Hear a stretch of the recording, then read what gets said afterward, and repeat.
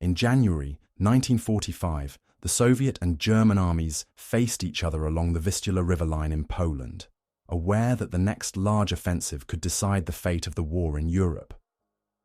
On the Soviet side, the First Belarusian Front under Georgy Zhukov and the First Ukrainian Front under Ivan Konev had built up substantial forces in bridgeheads at Magnusov, Puławy, and Baranów-Sandomierski.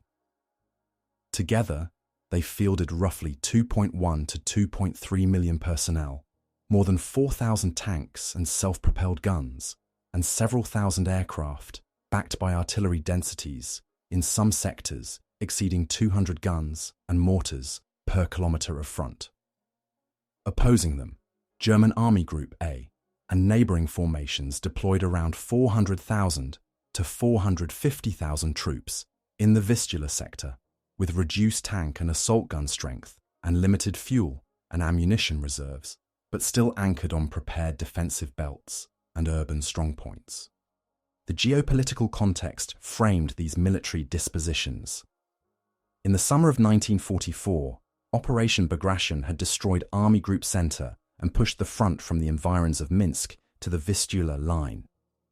The Soviet leadership now saw an opportunity to advance into central Germany and possibly reach Berlin ahead of the Western Allies, who were regrouping after the Normandy campaign and, in December 1944, confronting the German counteroffensive in the Ardennes. For Moscow, an offensive from the Vistula toward the Oder promised not only military victory, but also political leverage over the post-war settlement in Central Europe, including Poland and Germany. For the German leadership, the retention of a continuous front in Poland and East Prussia was tied to both strategic and political considerations. Berlin remained the political centre of the Reich and a symbol that the war continued. The loss of Silesia would endanger remaining industrial production, including coal and armaments, while the Vistula line protected the approaches to Pomerania, East Prussia, and the Oder. Adolf Hitler and the OKH Army High Command sought to stabilize the Eastern Front long enough to conclude operations in the West, hoping that separate negotiations or shifts in the coalition of their opponents might still be possible. In practice, this meant holding forward positions, even when reserves were limited and defensive depth was shallow. Both sides attempted to refine their intelligence estimates before the Soviet winter offensive.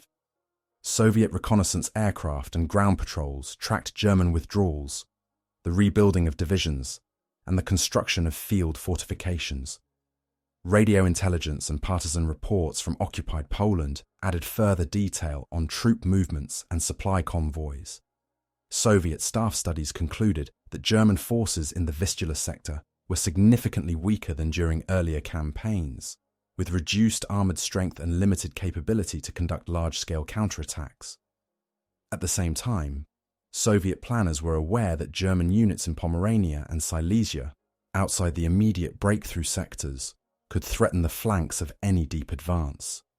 German intelligence, for its part, monitored Soviet rail traffic, concentration areas behind the Vistula, and the expansion of depots and airfields.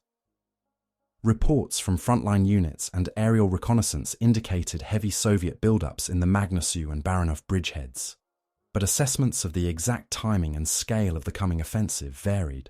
Some analysts warned that the Red Army could attempt a rapid thrust toward the Oder and possibly Berlin. Others believed that terrain, winter conditions, and logistical limits would slow any advance. These debates occurred within a decision-making system, where Hitler increasingly intervened in operational details and was inclined to dismiss pessimistic reports. The populations behind the front experienced this build-up differently. In the Soviet Union, the sequence of victories in 1944 had raised expectations that the war might end in the coming year, but memories of prior losses and the scale of mobilization meant that families anticipated further casualties. In Poland and the German eastern provinces, civilians confronted the prospect of renewed large-scale fighting, and for many, the approaching front triggered preparations for evacuation or displacement. German authorities organized partial evacuations from East Prussia and Silesian industrial centers. while also encouraging continued production and adherence to civil defense measures. Within the First Belarusian Front itself, preparations for the offensive combined material buildup with staff planning. Zhukov's front comprised several combined arms armies, including 5th Shock, 8th Guards, 47th and 61st Armies, as well as powerful mobile formations such as 1st and 2nd Guards tank armies. Railways from the Soviet interior to the Vistula bridgeheads carried ammunition, fuel and replacements, but long distances and war-damaged infrastructure imposed constraints. Supply staffs calculated daily fuel and ammunition requirements for a deep operation of several hundred kilometers, recognizing that the further the front advanced into Germany, the more stretched and vulnerable its logistics would become. On the German side, the reorganization of command in the region reflected the crisis. Army Group A held most of the Vistula sector in Poland, while Army Group Center defended East Prussia. Divisions were often under strength, with infantry regiments reduced in manpower, and replacements drawn from training units, Volkssturm formations, and convalescent personnel. Panzer and Panzergrenadier divisions were rebuilt with a mix of older tanks, assault guns, and a limited number of newer models, but shortages of fuel and trained crews limited their operational flexibility. Despite these constraints, German doctrine still emphasized the use of mobile reserves to counterattack against penetrations, especially near key road and rail junctions. In this environment, the Soviet decision to launch a major offensive from the Vistula in January 1945 rested on a convergence of military and political motivations. The Red Army's High Command sought to exploit the weakened state of German forces in the east, relieve pressure on the Western Allies by drawing German reserves away from the Ardennes and the Western Front, and secure positions deep inside Germany before any potential political developments could alter the coalition against the Reich. The First Belarusian Front's axis of advance, through central Poland toward the Oder and ultimately Berlin, would become central to these aims and set the stage for the later debate over the pause along the Oder line. On 12 January 1945, the opening of the Vistula-Oder operation began south of Warsaw, when 1st Ukrainian Front attacked from the Baranov-Sandomierski bridgehead. 2 days later, on the 14th of January, the phase that would shape the later advance toward Berlin started on Zhukov's sector. At dawn, 1st Belarusian Front opened fire from its bridgeheads at Magnusow and Puławy, with a concentrated artillery preparation lasting several hours. Thousands of guns and Katyusha launchers targeted German positions of the 9th Army, command posts, communication nodes, and suspected reserves, aiming to break the coherence of the forward defensive belt before infantry moved. Soviet assault units advanced behind rolling barrages, with rifle divisions of 5th Shock Army, 8th Guards Army, and 69th Army pushing through German first-line trenches. Combat engineer battalions cleared minefields and breaches in wire obstacles, while assault groups with flamethrowers and anti-tank weapons focused on strong points in villages and small towns along the front. Behind this first wave, tank and mechanized units prepared to exploit any breakthrough once the main line of resistance was pierced. On the German side, 9th Army under General Smilo von Luttwitz had been responsible for defending the sector in front of 1st Belarusian Front. Its divisions, many reduced in strength, occupied field positions that combined incomplete fortifications with natural obstacles such as rivers, forests, and built-up areas. Corps headquarters attempted to adjust artillery fire and deploy local reserves as reports of Soviet penetration came in. However, communication lines were disrupted by bombardment, and some forward battalions experienced significant losses in personnel and equipment during the first hours of the offensive. Command and control on the Soviet side involved coordination between front headquarters, army staffs, and the Stavka in Moscow. Zhukov and his staff monitored the progress of each army via radio reports and liaison officers, adjusting artillery tasks and ordering the commitment of second echelon units when resistance weakened on selected sectors. Air armies assigned to 1st Belarusian Front conducted sorties against German transport routes, bridges, and reserve assembly areas, although weather conditions limited some operations in the first days. As the offensive developed, German commanders tried to implement traditional elastic defense concepts within the constraints imposed by higher authority. Some local counterattacks were launched by Panzer and Panzer Grenadier units deployed as army or corps reserves, striking at Soviet spearheads when possible. However, shortages of fuel and the risk of encirclement required cautious use of armoured forces. At the same time, Hitler insisted on holding forward positions and forbade large-scale withdrawals without his approval, which reduced the flexibility of operational responses. For soldiers on both sides, the opening phase meant intense close combat in winter conditions. Soviet riflemen advanced over snow-covered fields under artillery and mortar fire, relying on pre-arranged fire plans to suppress German positions ahead of them. German infantry held isolated strongpoints in farmsteads and villages, sometimes cut off as Soviet units bypassed them to maintain momentum. Medical services on both sides attempted to evacuate wounded over damaged roads and frozen terrain, while field kitchens and supply columns struggled to keep up with the pace of operations. Civilians in the immediate combat zone experienced rapid changes as the front moved. In Polish villages and towns, residents who had lived under German occupation for several years now found themselves between withdrawing German rear units and advancing Soviet troops. Local infrastructure, including rail stations, bridges, and warehouses, became targets for both artillery and airstrikes. Some civilians attempted to shelter in cellars or improvise dugouts, while others joined columns moving westward with German administrative personnel. Within a few days, the initial phase of the 1st Belarusian Front's offensive achieved breaches in several sectors of the German defense. Soviet reports indicated growing gaps between German divisions and noted signs of disorganization in enemy withdrawals. German situation maps, in turn, began to show Soviet advances of several tens of kilometers in depth, particularly where infantry defenses had been weakened by prior redeployments or losses.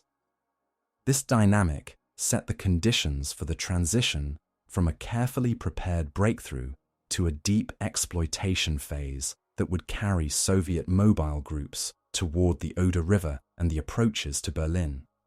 Before the first guns opened fire along the Vistula, the main outlines of the winter campaign had been defined in Moscow. In late 1944, Stavka directives assigned to 1st Belarusian Front the task of breaking out from the Magnesu and PAUSED bridgeheads, liberating central Poland including Warsaw's western approaches, and advancing toward the Oder on a broad front. The planned line of advance ran through Sochachev, Łódź, Poznan, and further toward the Kustrin area, creating a bridgehead on the western bank of the Oder as a base for later operations against Berlin. Capture of the German capital was considered a subsequent stage, not the formal objective of the first phase. To support these aims, Soviet planners developed a sequence of echelons. Rifle armies would shatter the German main line of resistance and secure crossings over rivers such as the Pilika, Warta, and Notech. Behind them, 1st and 2nd Guards tank armies and other mobile formations would drive rapidly along selected axes, bypassing urban strongpoints. Operational planning anticipated advances of 20 to 30 kilometers per day during the exploitation phase, with provisions for refueling out of forward dumps that had been built up in the Vistula bridgeheads during late 1944. Logistics played a central role in these plans. Soviet rear services calculated that fuel requirements for tank armies during a deep operation into Germany would reach hundreds of tanker trainloads per week. The rail network east of the Vistula had been repaired to carry this traffic, but west of the Vistula, lines were still under German control or had been damaged.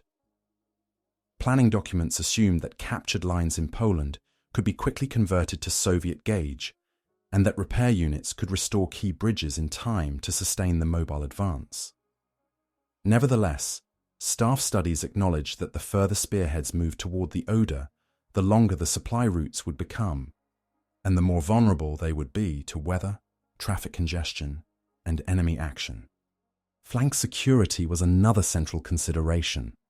To the north of First Belarusian Front, German formations were entrenched in East Prussia and Pomerania, while to the south, Silesia remained a major industrial and military zone defended by strong forces. Stavka directives envisaged parallel operations: Second Belarusian Front against East Prussia and First Ukrainian Front toward Upper Silesia. However, the time required to deploy and synchronize these fronts introduced uncertainties. Soviet planners recognized that if First Belarusian Front advanced much faster than neighboring fronts, its spearheads could become exposed to counterattacks from Pomeranian or Silesian directions. On the German side, planning revolved around delaying a Soviet breakthrough and, if possible, conducting counterstrokes against overextended Soviet units. Army Group A's staff identified Warsaw, Łódź, and Poznan as key nodes where urban terrain and existing fortifications could slow an advance. The concept of fortress cities was expanded.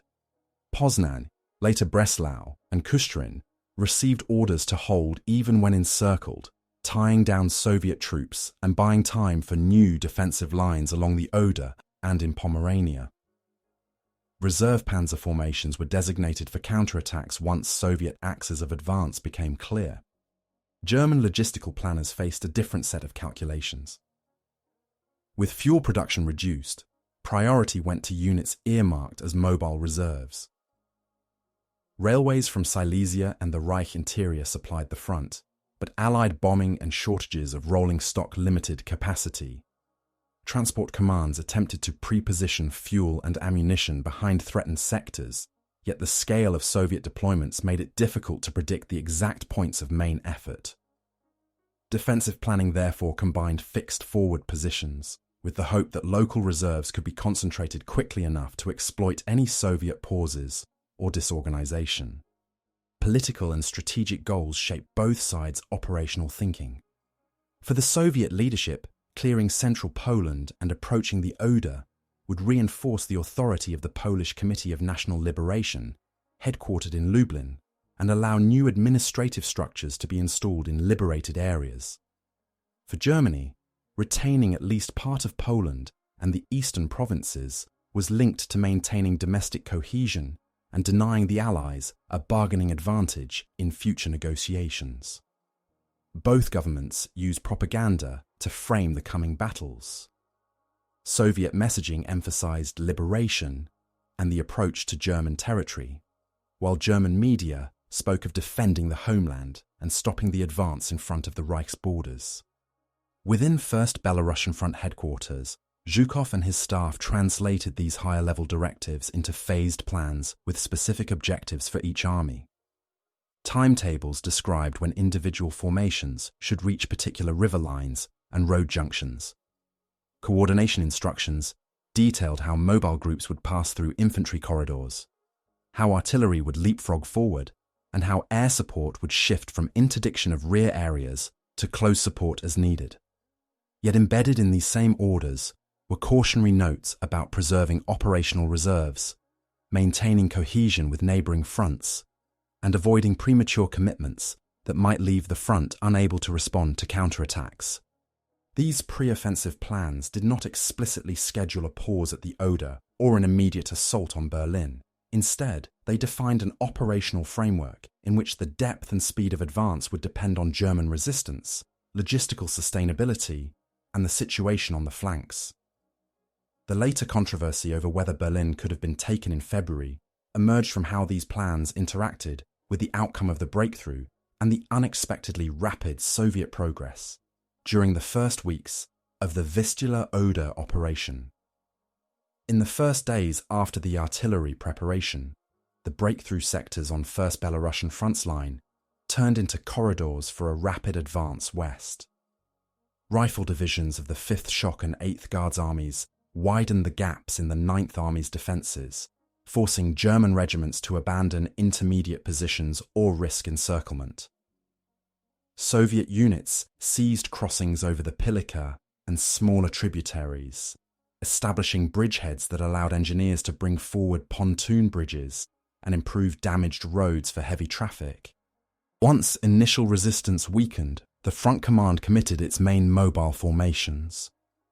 1st Guards Tank Army and 2nd Guards Tank Army moved through the infantry corridors, followed by mechanized corps and self-propelled artillery regiments. Their axes of advance led towards Sochacho and the communications network west of Warsaw. The aim was not to fight through every locality, but to bypass German strongpoints, isolate them, and push toward operationally significant road and rail junctions. For German 9th Army, the first engagements quickly revealed the difficulty of maintaining a coherent front. Divisions that had already been reduced by earlier losses and transfers struggled to hold continuous lines under heavy artillery and air attack. Attempts to organize counterattacks with local reserves met advancing Soviet tank brigades supported by concentrated anti-tank artillery. In several sectors, regiments found themselves threatened from the flanks when Soviet units penetrated through wooded or marshy areas that had been considered less likely avenues of advance. The situation around Warsaw illustrated this shift. The city itself, largely devastated after the 1944 uprising and subsequent German demolitions, lay on the northern flank of 1st Belarusian Front's main effort. Soviet commanders and the Polish units aligned with them focused on encircling German forces in the region rather than storming the ruins street by street. By mid-January, German troops began to withdraw from Warsaw's left bank districts to avoid encirclement as Soviet advances west and southwest made the position untenable. When Soviet and Polish formations entered the city, they found extensive destruction and limited remaining civilian population. Further west, the advance toward Łódź unfolded along major roads and rail lines. Soviet forward detachments composed of tanks, motorized infantry, and reconnaissance elements moved ahead of the main body to seize bridges and junctions before they could be destroyed. German field commands ordered demolitions where possible, but shortages of explosives and the speed of the advance meant that many structures fell intact into Soviet hands. In some towns, German rear units and administrative staffs evacuated hurriedly, leaving behind equipment and supplies that Soviet troops then integrated into their own logistical system. Civilians in central Poland encountered the front as a rapidly moving sequence of withdrawals and arrivals. In some areas, German authorities had already begun evacuations, particularly of ethnic German populations, using rail convoys and horse-drawn columns heading toward the Reich. Polish inhabitants witnessed the departure of occupation officials and security units, followed by the arrival of Soviet and Polish forces, who began to establish new administrative organs. The immediate impact included requisitioning of buildings, use of local labour for repair work, and the disruption of remaining local trade networks. Morale among Soviet troops during this phase reflected the visible progress. Units reported rapid daily gains in distance, capture of enemy equipment, and growing numbers of German prisoners. Commanders emphasized maintaining tempo, warning against becoming bogged down in clearing every pocket of resistance. At the same time, staff officers began to report lengthening supply routes and difficulties in moving ammunition and fuel forward over damaged infrastructure and winter roads, foreshadowing later logistical constraints. German morale varied depending on location and role. Frontline infantry facing powerful artillery and armour often experienced a sense of being outmatched in material terms, but still attempted to delay the advance through local counterattacks and defensive stands in villages or forest lines. Garrison units assigned to fortress cities, such as Poznan, further to the west, received orders to prepare for prolonged defence regardless of the developments elsewhere. In staff reports, some officers noted the unexpected speed of the Soviet advance and warned that planned defensive lines might not be fully manned before Soviet spearheads reached them. By the third week of January, the first phase of engagements had transformed from a breakthrough battle along the Vistula into a deep penetration toward the central Polish plain. Territorial control shifted rapidly, with Soviet maps marking successive river lines and towns captured, while German situation reports began to speak of restoring the front further west rather than holding existing positions. The question now became how far and how fast Soviet forces could continue before supply limitations, exhausted troops, and German countermeasures would impose a natural pause on the drive toward the Oder. As Soviet spearheads moved west in the second half of January 1945, the Vistula-Oder operation entered a broader phase that affected almost the entire central sector of the Eastern Front. First Belarusian Front pushed through central Poland toward the Warta and Oder, while First Ukrainian Front advanced through southern Poland into Upper Silesia. The combined frontage widened, and formations that had begun the offensive in compact bridgeheads now stretched over several hundred kilometers of newly liberated territory. To sustain the momentum, Soviet commands committed reserves held back during the opening days. Additional rifle corps and tank brigades were directed toward emerging axes of advance, and air armies shifted forward to new airfields in central Poland. Casualties from the initial breakthrough, including infantry losses and damaged vehicles, required rapid replacement. Front medical services reported high numbers of frostbite cases alongside battle wounds, reflecting the winter conditions during long marches and continuous operations. German reaction intensified as the depth of the Soviet advance became clear. High Command transferred formations from quieter sectors and rear areas toward the threatened approaches to the Oder. Units from Army Group Center and from the Western Front, including elements of panzer divisions, were ordered to move into Pomerania, Brandenburg, and Silesia. New Volksgrenadier divisions, assembled from convalescents, older age groups, and personnel from disbanded units, were sent to reinforce gaps. These reinforcements increased the density of German forces in some sectors, but often arrived late, meeting Soviet formations already near their assigned defensive lines. The terrain and weather shaped the escalation. Soviet columns advanced over snow-covered and icy roads that began to deteriorate as temperatures fluctuated. Heavy vehicles damaged road surfaces, causing traffic jams when bridges or narrow passages became bottlenecks. Engineering units worked continuously to repair roads, lay corduroy surfaces in marshy areas, and construct temporary bridges. Each additional kilometre gained toward the Oder meant longer supply routes from the Vistula depots, increasing travel time for fuel and ammunition convoys and concentrating them on limited road networks vulnerable to congestion and breakdowns. On the German side, the crisis deepened around key fortress centres. Poznan, designated a fortress city, became a focal point of resistance on the First Belarusian Front's southern flank. Its garrison, numbering tens of thousands of troops, received orders to hold regardless of the situation outside the city, tying down Soviet forces that might otherwise have reinforced the main advance. Similar instructions were given for other strongpoints along the prospective Oder line, where urban areas, river crossings, and forest belts were prepared for defense to delay the Red Army. Politically, the rapid Soviet advance influenced both alliances and domestic developments. In the West, Allied leaders noted the collapse of German positions in Poland and the approach of Soviet forces to the German frontier just as the Ardennes offensive was being contained. Planning for upcoming diplomatic meetings took into account that Soviet armies would likely stand on the Oder by early February. In Germany, the leadership responded with calls for increased resistance and mobilization of remaining manpower, while also managing growing streams of refugees from the eastern provinces moving toward the interior of the Reich. For civilians in the zones now directly affected, the escalation meant large-scale movement and disruption. In East Prussia, Pomerania, and Silesia, German authorities expanded evacuations, using ships in the Baltic and trains and road columns inland. Polish civilians in areas traversed by the front faced requisitions and temporary dislocation, as Soviet and Polish units established billets, command posts, and supply depots in towns and villages.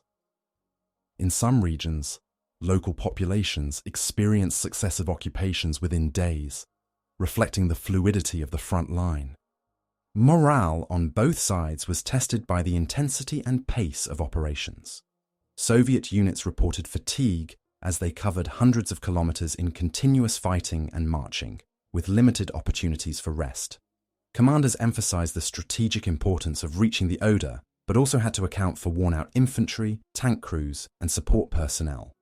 German reports recorded increased desertion attempts and strain among troops repeatedly ordered to establish new defensive lines after rapid retreats, but also instances where local commanders organized effective delaying actions that temporarily slowed Soviet columns. Casualty figures for this stage of the operation reflected the scale of the fighting and movement. Soviet fronts incurred significant losses in personnel and armored vehicles as they forced river crossings, surrounded fortress cities, and confronted hastily assembled German counterattacks.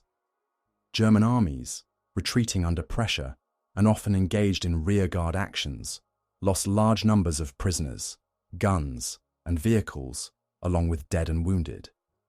The cumulative effect reduced the capacity of both sides to sustain indefinitely the tempo seen in mid-January, setting the conditions for the emerging question of whether the offensive could continue without a major operational pause once the Oder line was reached. By late January 1945, the offensive reached its operational peak as Soviet spearheads approached the Oder. From the Magnushow and Puławy bridgeheads to the river line near Kustrin and Frankfurt under Oder, advance guards of the First Belarussian Front covered roughly 450 to 500 kilometers in about 3 weeks. Forward detachments of the 2nd Guards Tank Army and accompanying rifle elements reached the Oder near Kustrin around 31st January, seizing crossings and localities along the eastern bank before German forces could fully organize a defense. Similar movements on 1st Ukrainian Front brought Soviet units to the Oder and Nysa in Lower Silesia. As the front lengthened, the character of fighting changed.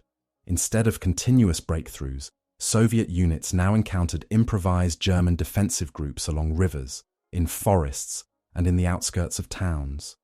Near Kustrin, Frankfurt, and Glogau, German headquarters rushed available infantry and armoured battalions into positions to block bridgeheads forming on the eastern bank.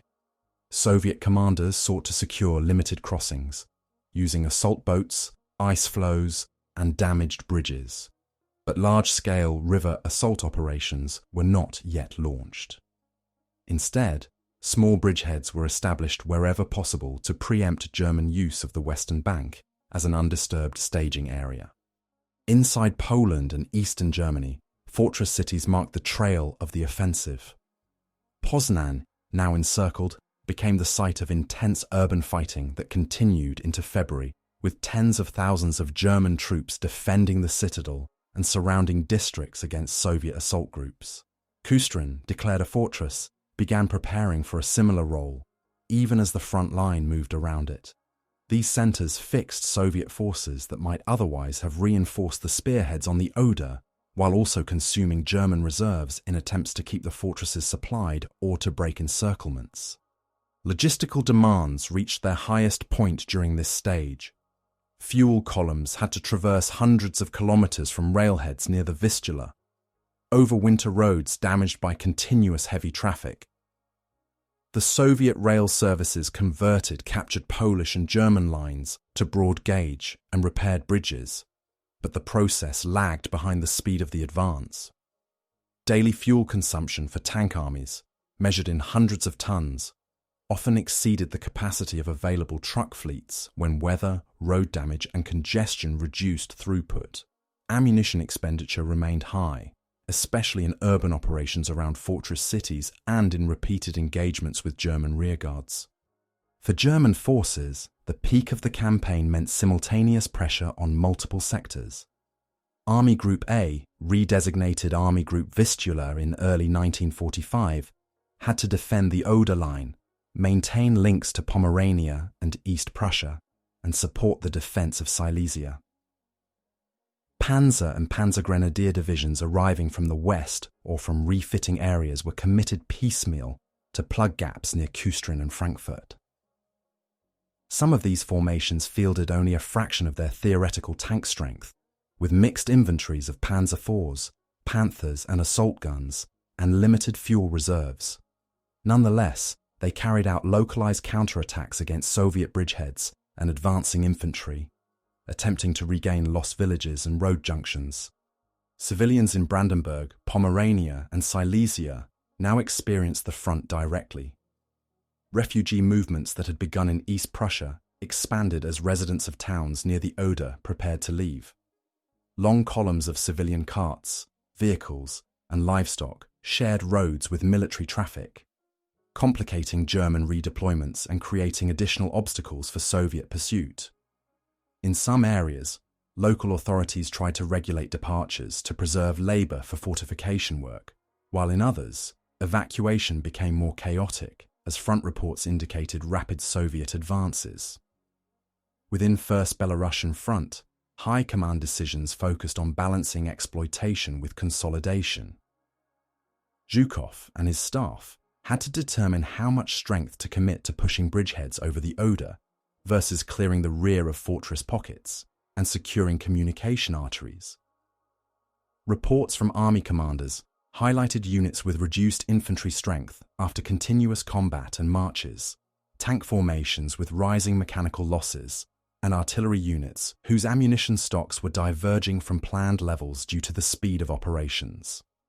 By early February, the peak of the Vistula-Oder advance had produced a new strategic situation.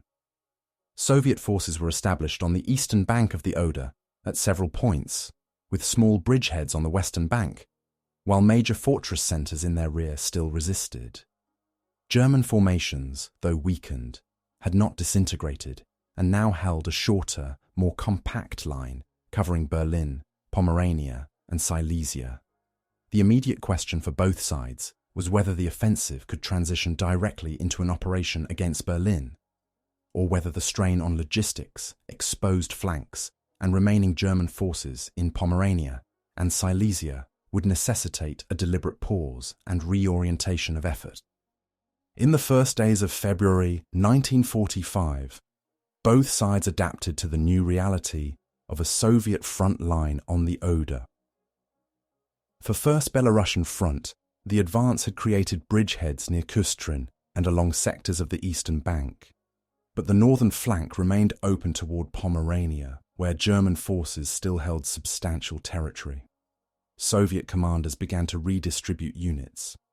Some tank formations were pulled back from the foremost bridgeheads to rest, repair vehicles, and serve as mobile reserves, while additional rifle divisions and artillery were moved forward to strengthen the static defence of the river line. Rear services adjusted their procedures to cope with the extended supply routes. Field depots that had been established near the Vistula were now too distant to support daily requirements. New supply dumps were organised in central Poland, closer to the Oder, using captured warehouses and railway facilities in cities such as Łódź and Poznan's outskirts. Rail conversion units concentrated on key axes feeding First Belarusian Front and First Ukrainian Front, but the sheer volume of fuel, ammunition, and rations required for several million personnel and thousands of vehicles meant that truck columns remained under constant pressure. Priority lists were drawn up, giving tank armies and artillery units precedence in fuel allocation, while some rear and support units received reduced quantities. German command reacted to the Soviet positions on the Oder with structural changes.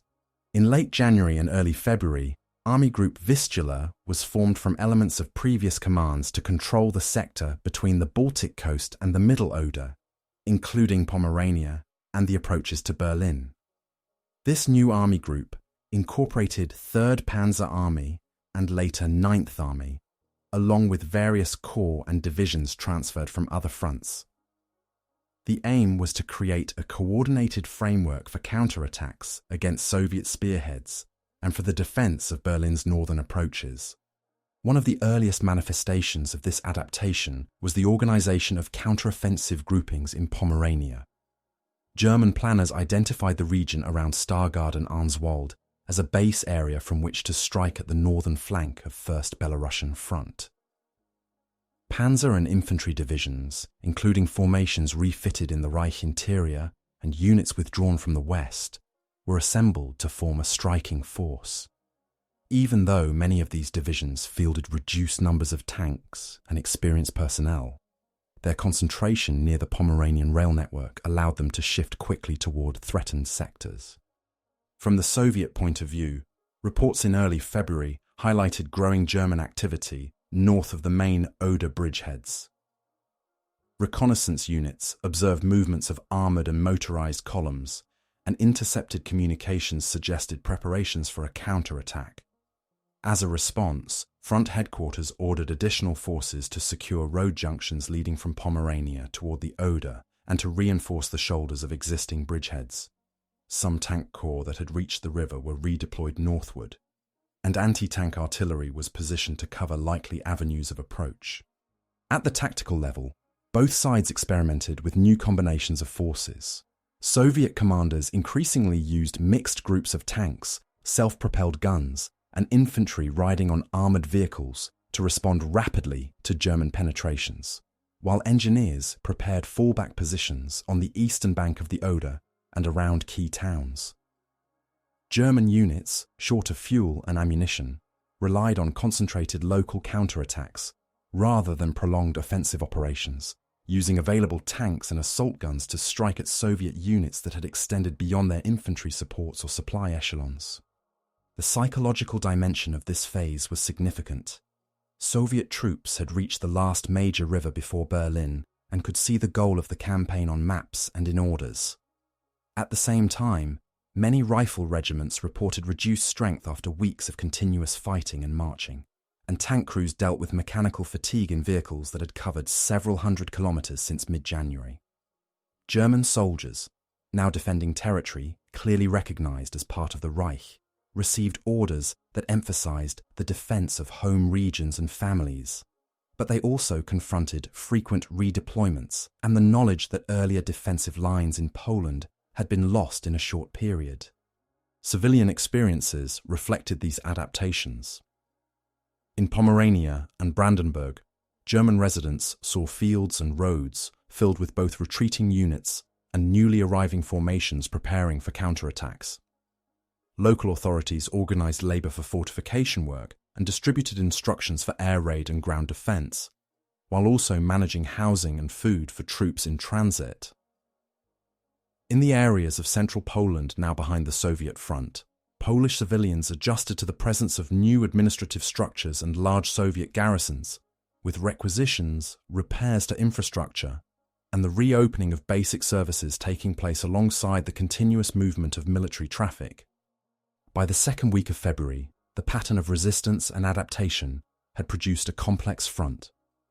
First Belarussian Front held bridgeheads on the Oder, but faced growing German concentrations on its northern flank in Pomerania. Army Group Vistula had formed counterattack groupings that would soon attempt to push back Soviet advances near Stargard and other nodes.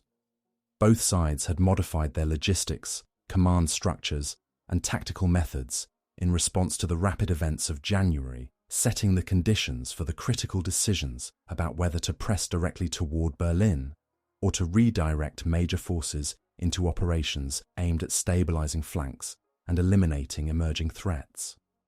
The turning point came when the question shifted from how far the First Belarussian Front could advance to whether it should advance further at all. Around 2 February 1945, Stavka and Zhukov reviewed the situation on the Oder. The front had secured bridgeheads near Kustrin and along the eastern bank, but several fortress centres in the rear still resisted, and the northern flank toward Pomerania remained exposed. Operational reports indicated that many rifle divisions were down to a fraction of their established strength. Tank armies had lost a significant share of their vehicles to combat and mechanical wear, and fuel deliveries lagged behind earlier planning figures. Logistical summaries prepared at front and army level showed clear trends. Daily fuel requirements for tank armies could no longer be covered consistently by truck columns alone. Rail lines close to the Oder were not yet fully converted and repaired. Ammunition consumption in urban fighting around Poznan and in attempts to expand bridgeheads remained high, while stocks at forward depots were being depleted faster than new deliveries arrived. Vehicle repair units reported growing queues of damaged tanks and trucks waiting for spare parts. In combination, these factors suggested that a further immediate thrust beyond the Oder toward Berlin would face increasing shortages in fuel, artillery ammunition, and serviceable armor. At the same time, intelligence reports detailed German concentrations in Pomerania. A new army group structure had appeared on the Soviet maps, with formations clustering around Stargard, Arnswald, and other nodes north of the main Soviet advance. Intercepted radio traffic and reconnaissance flights indicated the arrival of panzer and infantry divisions transferred from other fronts. These forces, positioned between the Baltic coast and the lower Oder, had the potential to strike southward against the flank and rear of First Belarussian Front, where long supply routes and dispersed units offered multiple vulnerable targets. German planning in this period focused precisely on exploiting that vulnerability.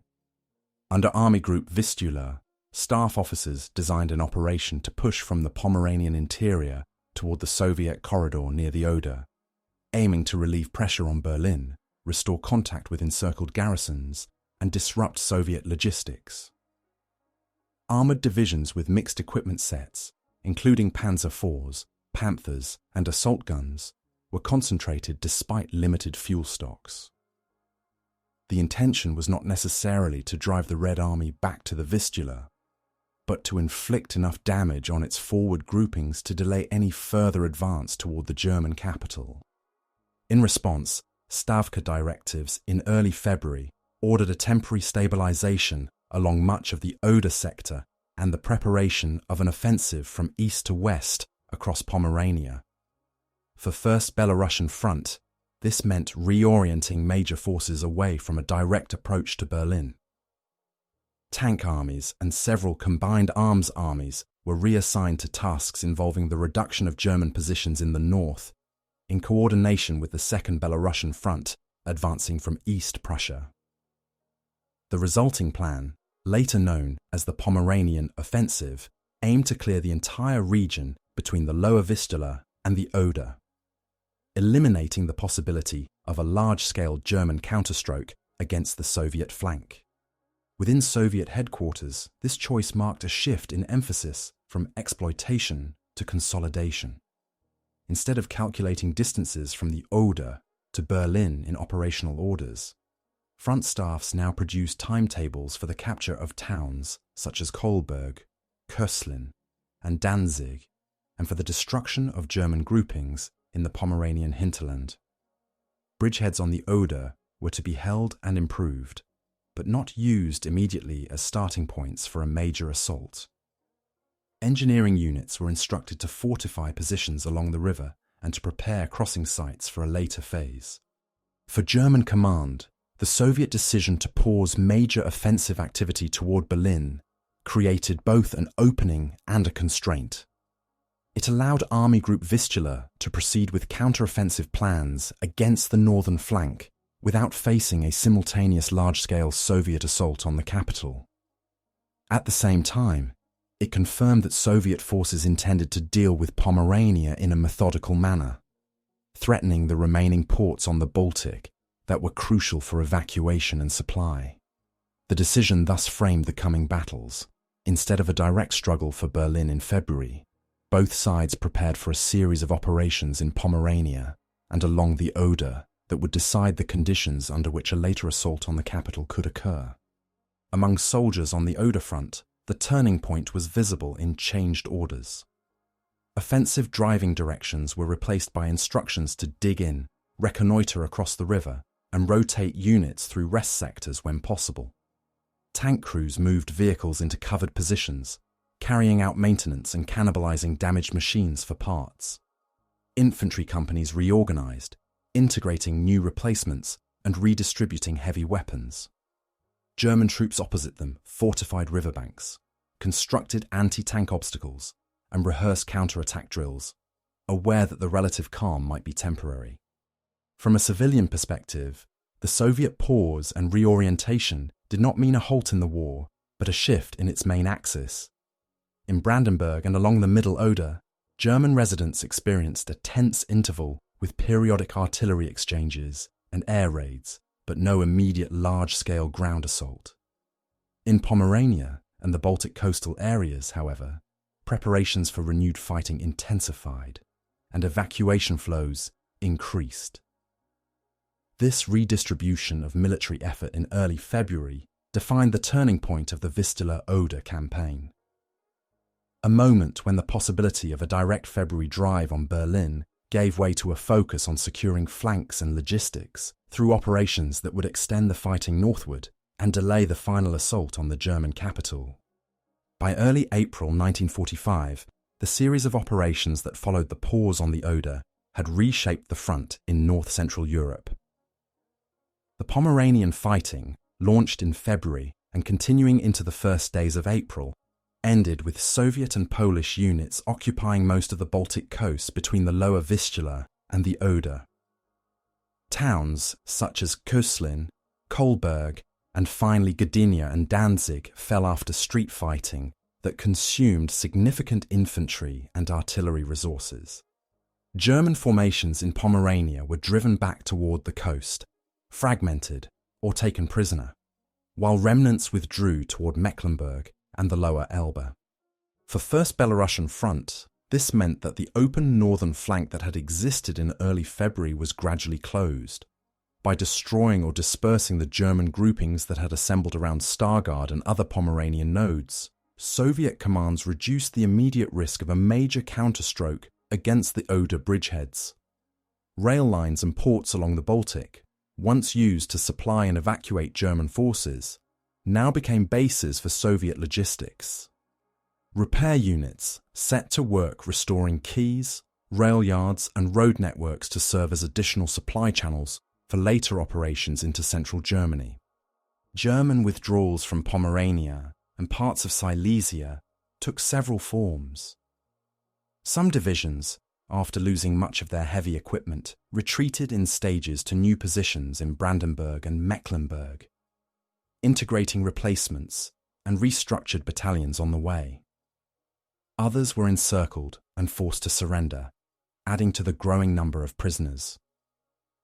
Fortress garrisons along the Baltic held out longer, tying down Soviet forces, but gradually losing contact with the main German front. The net result was a shorter, more compact defensive line east and southeast of Berlin, but one manned by formations that had absorbed heavy losses in personnel and material. The humanitarian consequences were visible across the region.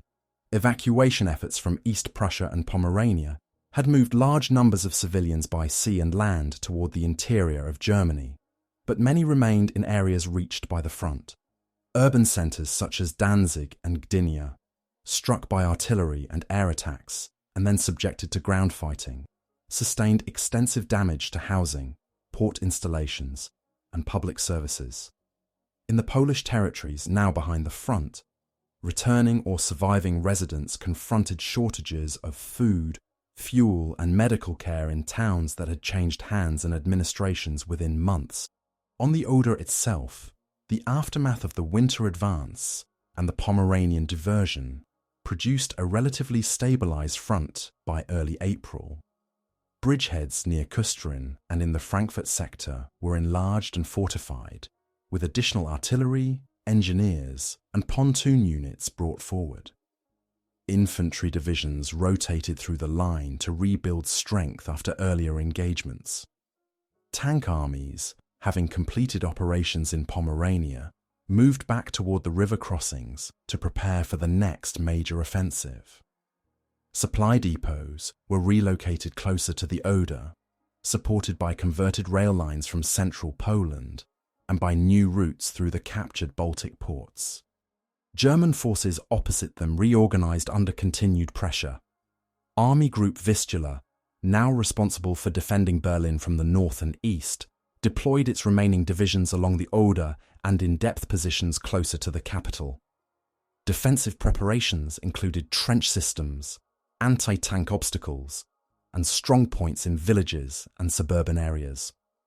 At the same time, the loss of Pomeranian ports reduced the capacity to bring in supplies or evacuate wounded and civilians by sea, increasing dependence on overland routes that were vulnerable to air attack and further Soviet advances. Casualty figures for the Vistula, Oder and Pomeranian operations reflected their intensity. Soviet fronts incurred high losses in infantry and armour during river crossings, encirclements of fortress cities, and urban combat on the Baltic coast.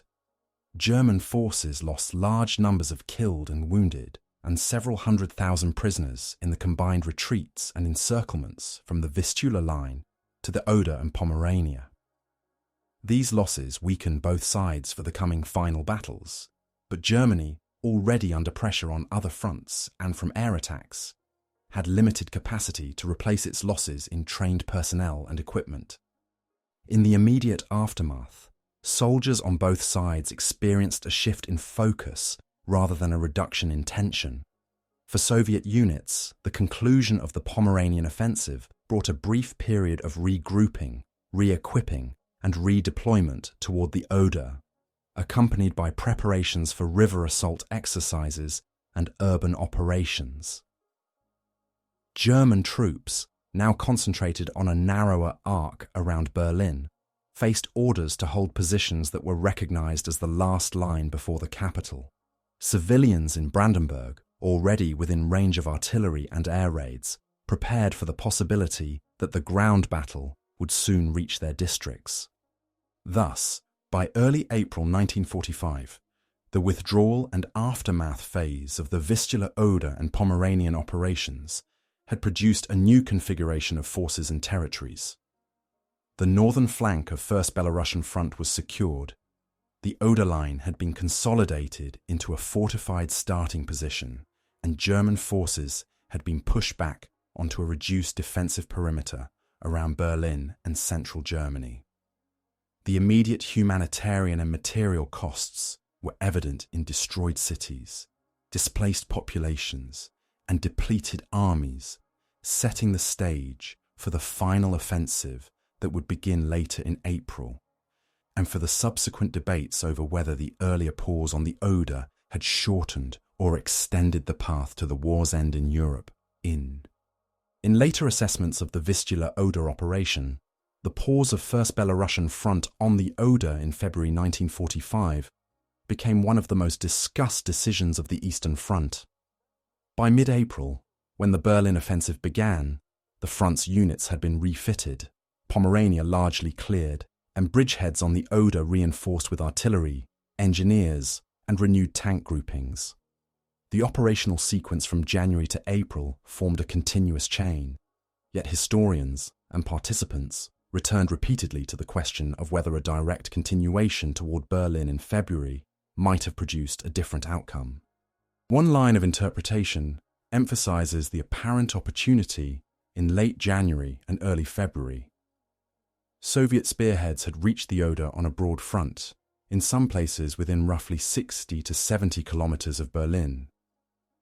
German forces in Poland and parts of East Prussia had suffered heavy losses, and the sudden collapse of the Vistula line created gaps that took time to repair.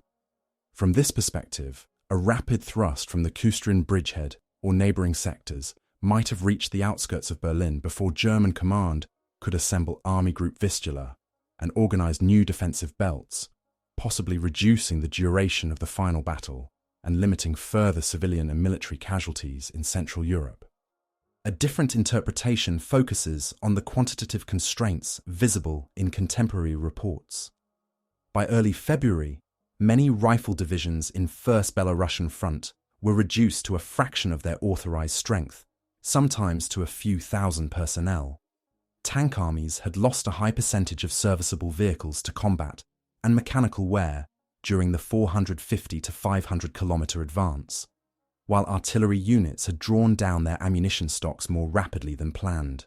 Supply data recorded shortages in fuel deliveries compared to daily requirements, delays in rail conversion, and bottlenecks on winter roads that extended from the Vistula depots to the Oder crossings. At the same time, German forces in Pomerania and Silesia retained significant tank and infantry reserves, evidenced by subsequent counterattacks around Stargard and other nodes. Within this framework, an immediate February drive on Berlin would have relied on depleted spearheads, with extended and vulnerable lines of communication. The debate over casualties reflects these contrasting views. The Pomeranian offensive and the reduction of fortress cities such as Poznan and Kolberg resulted in substantial Soviet and German losses in personnel and equipment, and inflicted heavy damage on coastal and urban areas.